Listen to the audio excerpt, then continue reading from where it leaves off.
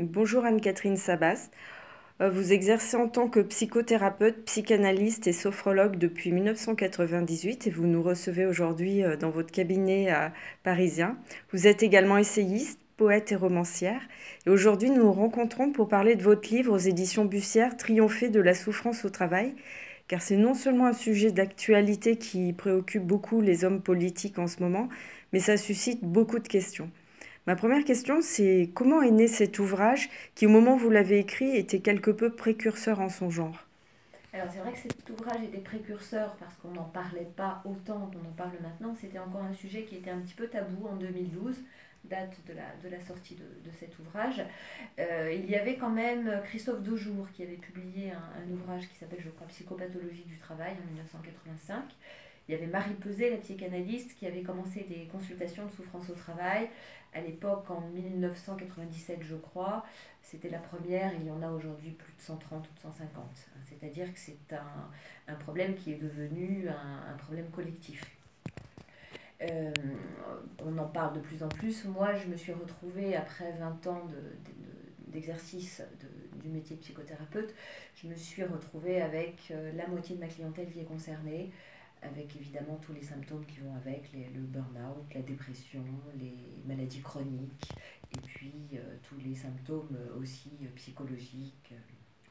Je crois en effet qu'on a entendu parler dans les médias de tout ce qui était suicide des agriculteurs, des policiers et de France Télécom. C'est malheureusement des sujets dont on entend régulièrement. Mais quels sont les symptômes aujourd'hui qui permettent de se dire en souffrance au travail afin de mieux les repérer et de les comprendre? Alors, vous parlez de choses importantes là, le suicide des policiers. Nous sommes aujourd'hui le 4 janvier. J'ai appris hier que depuis le début de l'année, c'est-à-dire premier, deuxième et troisième jour de janvier, il y a eu 3 policiers suicidés en France, un par jour.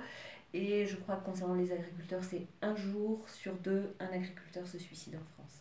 C'est important de le rappeler parce que c'est quand même un fait qui touche beaucoup, beaucoup de monde. Alors, pour revenir à la question des symptômes, je dirais qu'il y a des symptômes en fait de deux ordres. Le premier, c'est tout ce qu'on pourrait appeler les symptômes physiologiques.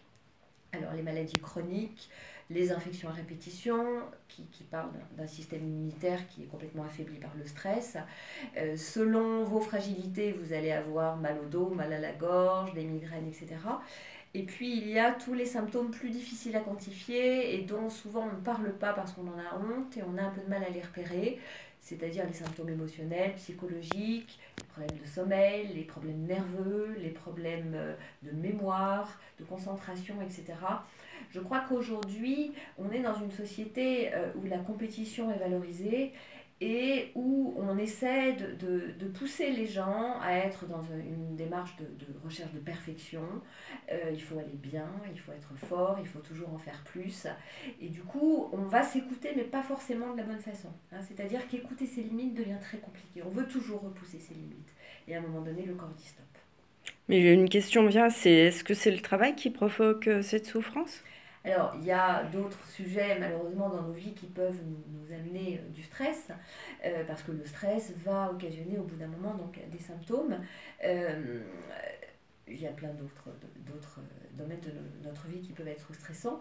Mais pour réussir à faire la part des choses, c'est très simple, il y a quelques questions à se poser. C'est-à-dire, comment vous sentez-vous quand vous allez travailler le matin? J'entends régulièrement des gens qui me disent, voilà, dès le matin, je commence à avoir mal au ventre, mal à la tête, le dos explosé, etc. Ça, c'est une première question. Une autre, ça pourrait être comment vous sentez-vous le week-end et en particulier juste avant la reprise du travail, le dimanche à partir de 18 h. On me dit souvent oh, c'est insupportable, mon mari, le dimanche à 18 h devient insupportable. Alors, ça me fait penser aussi aux enfants. On a tous eu très mal au ventre avant un contrôle de maths. C'est souvent pareil pour la reprise du travail chez les gens qui sont en grande souffrance. Et puis comment ça se passe pendant les vacances? Est-ce que vous arrivez à décompresser ou est-ce que la perspective de reprendre le travail 2 jours avant commence à vous empêcher de dormir? Tout ça, c'est des symptômes qui doivent nous alerter et qui doivent nous pousser à prendre des décisions, en tout cas à se poser des questions.